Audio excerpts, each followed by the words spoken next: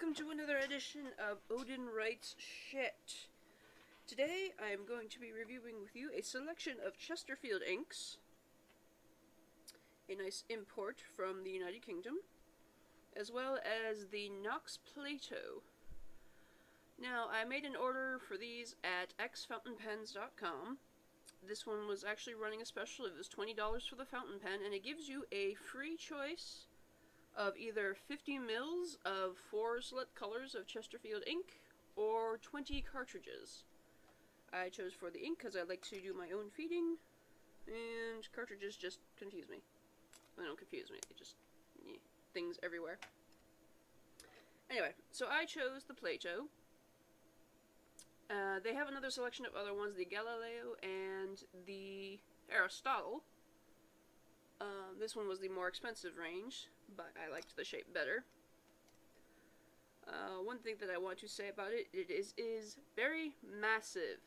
This is currently my heaviest pen that I have. It is resting at 46 grams, where my second heaviest Jinhao is 36 grams, and my slightly smaller cross is at 29 grams. So I really enjoy the way this feels in the hand. My biggest complaint about this one is the nib. It is a very flexible, very soft nib, and I'm a very heavy-handed writer, so I put my minimal amount of pressure and the tines are still separating. I'm also having a hell of a lot of time trying to find a replacement for it, and according to the I emailed the guys at X Fountain Pen, and according to them that this is a friction feed, so I can replace the nib somewhat easily. It's just, one, I can't find replacement sizes for it that aren't Knox, because I have no idea what they're, this is a K26 size, so I'm not sure what I can replace it with. If anybody knows, please let me know, because I really enjoyed this pen. It's just the nib's kind of disappointing, and then I had a bit of a issue trying to, I don't know if you can see this now, I want to focus this. Woo. I had a bit of an issue trying to pry out the feed as well, but they also did tell me they didn't recommend prying out the feed. So I kind of broke it. Yeah, you see that crap? That's my own damn doing, because I'm impatient. But it still works to my pleasure, satisfaction, whatever. Amusement, entertainment, relief. I think that was the word I was looking for. Relief is the word I was looking for. But it feels nice. The balance, especially if you write close to the nib, where you have most of the weight in the back, and it just is a very pleasurable writing experience. I do not have any of the Chesterfield inks right away, or in this pen yet. This is left over from the July ink drop. This is the, I think, Presidential Blue, something like that. But I just really enjoy writing with it. I just can't stand the nib. Which is a shame, because it has a cute little lion on top of the nib in their etchings. I really like the nibs and the way they are, that each company chooses to represent themselves. Wrong way. Let me show you this lion. Regal lion. It's on top of a lot of crests. Closer. There we go. I forgot. There's a term for this type of lion. Let's try some more fuzz. Yeah. There we go. And yes, it actually is a lion. Thank you.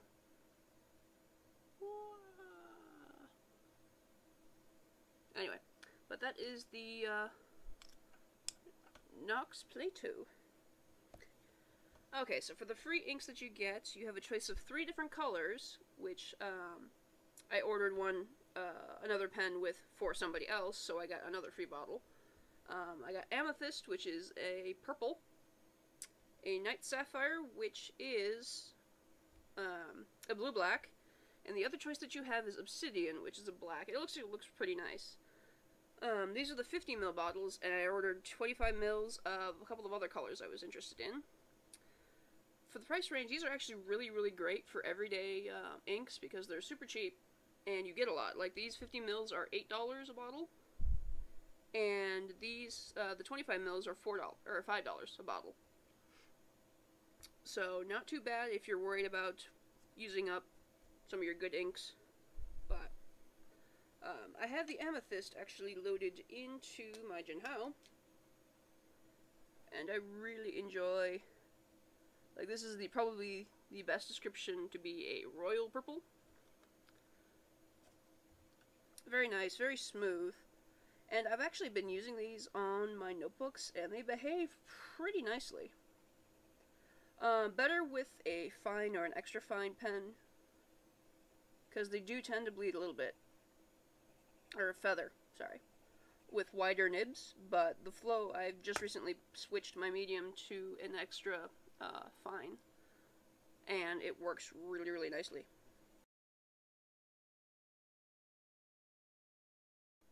Sorry about that, thought I was being summoned some more. Anyway, yep, this is the purple. One thing that I found really, really interesting is the water capability of this ink. This is what I would use for my fountain pens. It's a sketch pad, so it's got some pretty high quality paper to it. And when, let's see, let that set a little bit. Brush to it is pretty much acts just like a watercolor. Yeah. But one thing that I found kind of interesting is that I first tested this on my notebook, which I used the Mead 5 stars, and it's a lot more durable on that paper than on the sketchbook paper. So I found, let's get a piece of paper out, which is great news for me because I don't like buying the specialized notebooks, as everybody might know, as I've said many, many times. But because I discovered this when I accidentally spilled my alcohol bottle all over it because I have problems with germs and I can carry a bottle of rubbing alcohol with me everywhere. More things you didn't know about Odin. Anyway, so taking a look at this, I'm going to do some scribbling. Scribbles. Yeah. And you can see that even though it's pretty wet ink, you can still control it on this kind of paper. Let that dry for a little bit. Let's check out the back real quick. Put the bleed through. You got some pretty major bleed through on the sides that are where I was slow and doodling and messing around. But since it's more of a darker ink, I probably wouldn't use it on 2 pages. But I sure enjoy using this one. Alright, now for watering.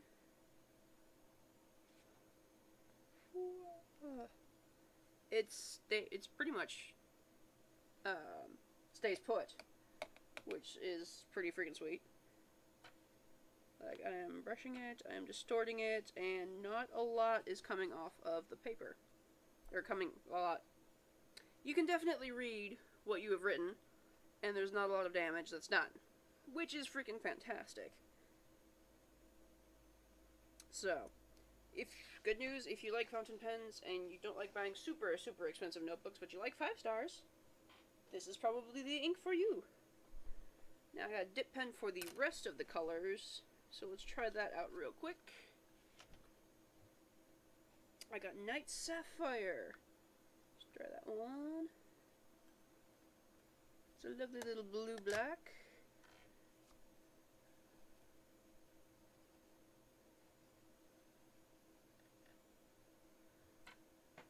There isn't a lot of shading going on with these inks either. It's a pretty nice solid color. I'm actually pretty impressed with these overall, and I would definitely recommend them to people who are starting. I'm out of that one. Some more of that. Cool.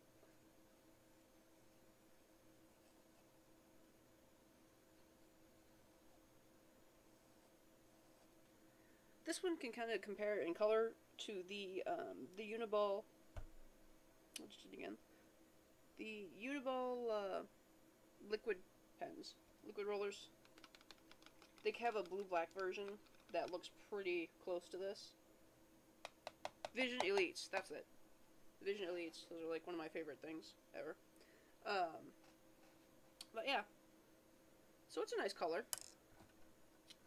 And those were the two freebie colors. These other two I picked because I just really wanted to try them out. Let's try out the Turquoise.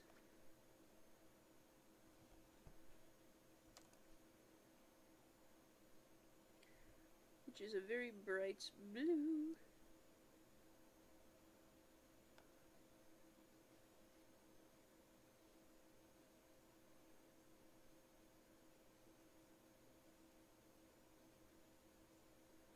Again, it's a pretty even color going around. It's very bright, turquoisey, cerulean. It's actually the closest you would describe to cerulean, if cerulean had like a manifestation, you know. Very wet, very enjoyable to write with. Yeah, that is the turquoise. And finally, we have something called Antique Crimson. There were two. They have two colors that I don't usually see when it comes to ink choices. Something they call Antique Crimson and Antique Copper. It was a toss-up between that because I was really trying to, you know, not spend a lot of money, but I didn't really succeed very well. So I chose Antique Crimson. It's a very, very pinky color, kind of.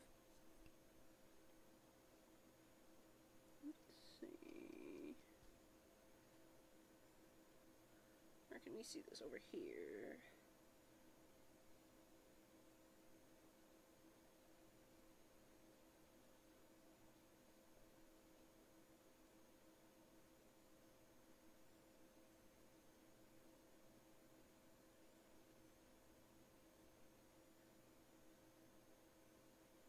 This one is, I don't see a lot of what I would call antique, but it's a strange cross between red and pink. It doesn't really look like a pink, but it's not really a red either. Closest I could see is like Autumn and Rose from Noodlers. That's a pretty close match to this, but probably not a color that I would keep. It's not a bad color, but I actually probably wanted to try the copper more because of the brownish color. Yeah. So, that is it for these guys. The Chesterfield in a nutshell. I really enjoyed these inks. They are very economical, and they're very nice and durable. And they suit my needs. So if anybody has similar tastes, I recommend you guys trying these out. They're really nice. That has been the Chesterfield Inks with the Knox Plato. I will see you guys next time. Thank you for watching and joining me in Odin Writes Shit. Take care.